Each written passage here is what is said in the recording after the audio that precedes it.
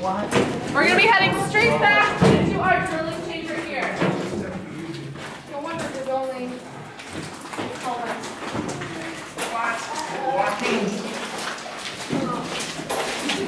All the down to the very end for me, please. Thank you. We get to use the glass thing or?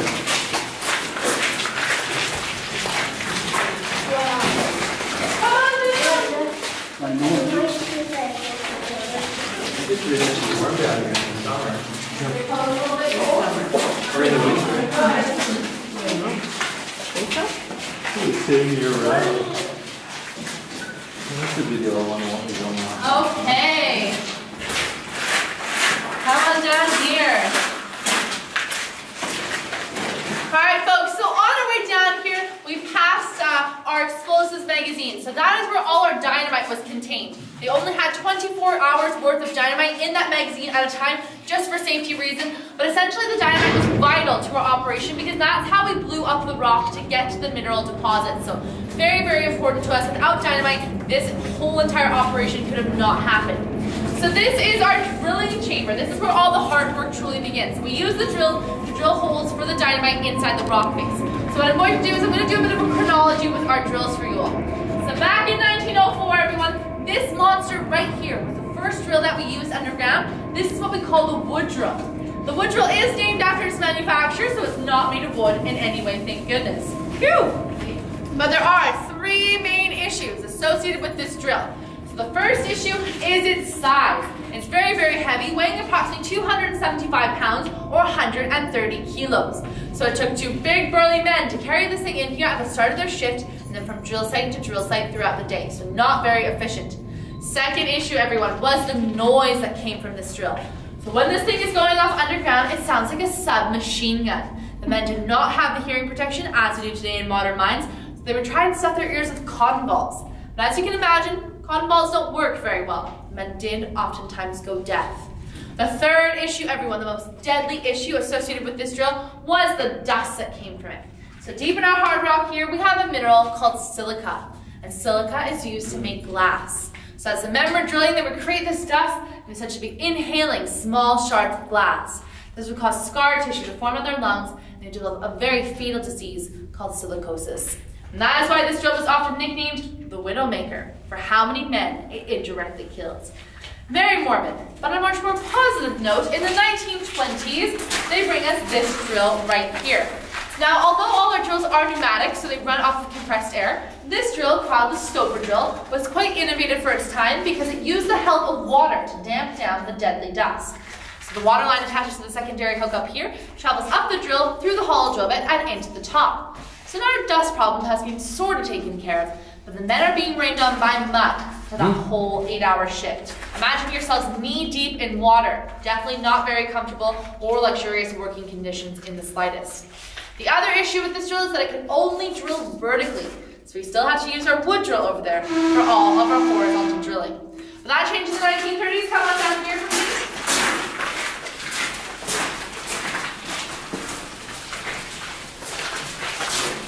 I'm going to be on YouTube, aren't I? Yeah, I feel it already. Okay. You're often on YouTube. I know, probably am. That's why I don't Google myself anymore.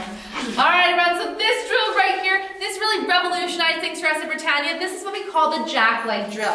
Now, like the stoper drill over there, the jack-leg drill also used the help of water. So by the 1930s, the deadly dust had been taken care of. No more silicosis underground. So that was very, very important. It's also half the size of our wood drill over there and has a beautiful hydraulic leg, which allows the drillers to drill at almost any angle with a lot more ease. Now, this is a working piece of machinery. I, of course, want you all to have the full experience underground, so I'm going to operate it for you. Dun, dun, dun. Please cover your ears as it will be quite loud.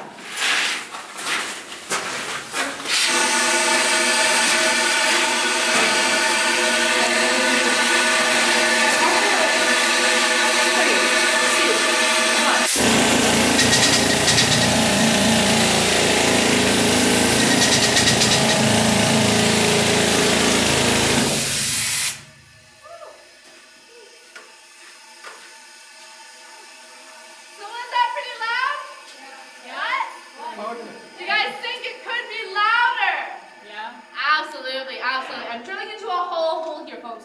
a lot louder. Imagine the men drilling straight into this hard rock. A lot more loud and definitely a lot more difficult. Now, at the start of their 8-hour shift, the men would come down here and attempt to find this yellow outline. Now, this is what we call the miner's bullseye. And in only one 8-hour shift, the men were mandated to drill 30 to 35 holes. Very difficult task. Once they were done doing all that drilling, they would selectively fill these holes with the dynamite they had picked up along the way, stuff them with wooden pegs, hop on the train, light the fuse, and hope that no one was left underground. The explosion would go off and we would be left with a huge pile of rock in much more manageable sized pieces. And this is what we call muck. It's the job of the muckers to move this muck into ore carts and then to the mill for processing. Alright, we're going to head to the mucking chamber next, so just watch your steps and follow me. Uh-oh. Dirty hole with it.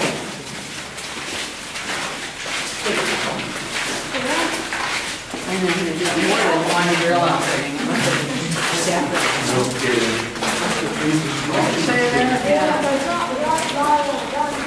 And then they thought I better take your actually. They're polluting everything, they're making everybody out, they're killing everyone. Mining was a wonderful industry back then. But then most industries are pretty bad.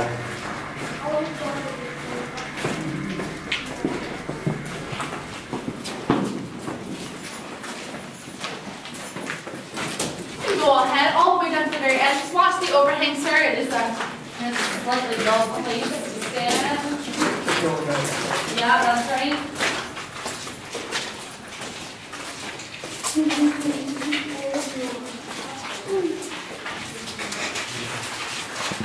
Caught my yawn on video too. Are you editing this? Are you gonna put nice music in the background? Please say yes. Pardon me?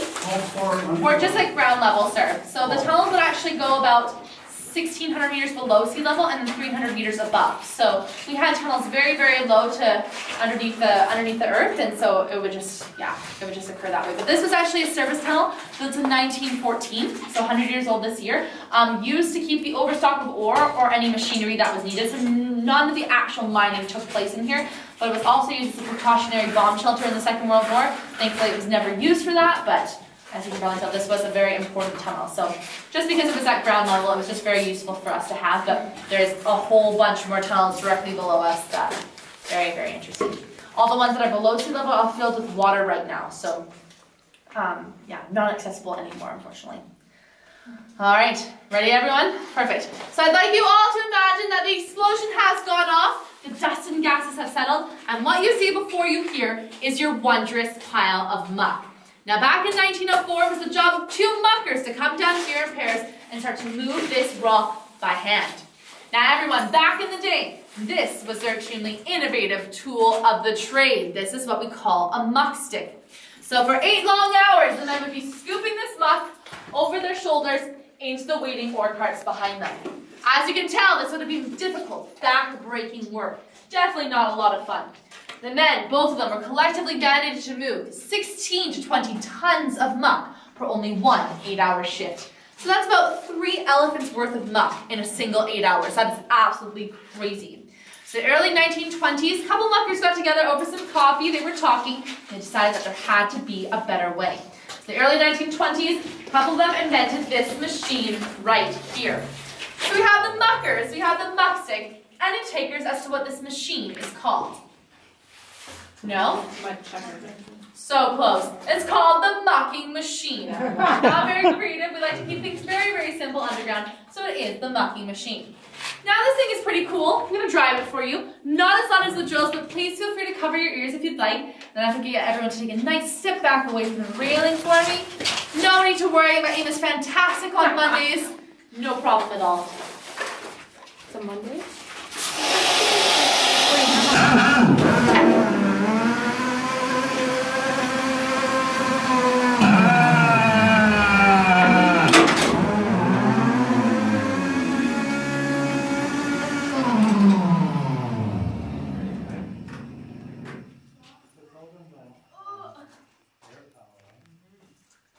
So here in Britannia we recycle, so I had to put the rock back.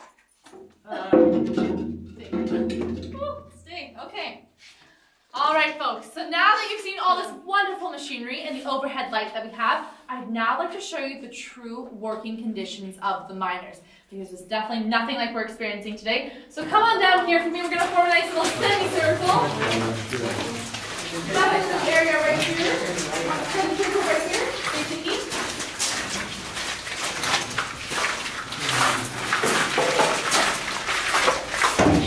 Come a little closer. You'll bite. Yes, yeah, very hard. Oh, that's better. All right, everyone, perfect, nice and cozy. So what I'm going to do is I am going to turn out the lights for you. I'd like you all to see what it was like to be in complete darkness. What I need everyone to do is put your electronic devices away. I'm sorry to say, this is going to be authentic, everyone. Just make sure that there's no sort of outside light coming in. This is how they work. Pardon? This would have been how they work. So just give me 1 second. So I'm going to turn on the lights. I require everyone to grab onto their darkness buddy now. Perfect, thank you. If you become nervous, there will be some ambient light coming from that end of the tunnel. But what I politely challenge or request you all to do is take your hand and put it in front of your face just like this. Please, folks, I don't get much entertainment in my day. Thank you very much. Look towards that end of the tunnel. See if you can see the hand in front of your face, all right? So now you see me. Now you don't. I'm going to go for lunch now. Is that okay? Yeah. Sir, your camera is giving off some bad light. So turn that off. Thank you. So back in 1904, everyone, for about the first 15 years underground, so working with that first drill that I showed you, the only source of light that the miners had at their disposal was candlelight. So very romantic, but not very efficient, to say the least. Now, they also didn't have these fancy big lighters either. They had good old-fashioned matches, which they had to keep dry. Candles were also very expensive back in the day, so a group of 3 or 4 or even 5 miners would be sharing a single candle between them. Absolutely insane. Now I want you all to imagine yourselves. You're miners. You've come down here, you finally fumbled with your matches, you figured out your way around the tunnel, you've gone your candle to light. Now comes the hard part. You have to find that yellow outline or that pile of muck and spike this into a dry spot on the wall. But as you can probably tell by now, conditions down here aren't very favorable to candlelight. So any sort of gust of wind or drop of water would blow the candle out. 1919 rolls around, everyone, and a very clever Canadian develops this little mechanism right here. This is what we call the carbide lamp. Wow. Now in the bottom is a man-made substance called calcium carbide. And when I add simple tap water into the top, just like so, and open the valve, the water starts to drip onto the calcium carbide, creating what we call acetylene gas. Now, acetylene gas is used for welding, blow torches, cutting torches, etc. So you can imagine what this will look like, okay? So as the pressure starts to build and the gas starts to build, this is what happens. Oh, my favorite part of the tour right there. Oh man, that was good. So as you can see, folks, a lot better than the candle. I can see all of your shocked and surprised faces quite well. I can see almost to the back of the tunnel. But the best thing about this puppy was that it was hands-free, so it clipped right onto the soft caps of the men. But imagine having a mini blowtorch on your baseball-style cap. Definitely not very safe. I don't know about you guys either, but I wouldn't want to work with dynamite with an open flame like this at all. That would not be very safe. But this would last for up to 4 hours. So the men were guaranteed a source of light for at least half of that 8-hour shift, so far better than the candle in that regard. 1930s rolls around, everyone, and we see the improvement of our technology with our drills and our mucking machine, and even in our lighting. So the 1930s brings us the battery-powered headlamp. Now this is a model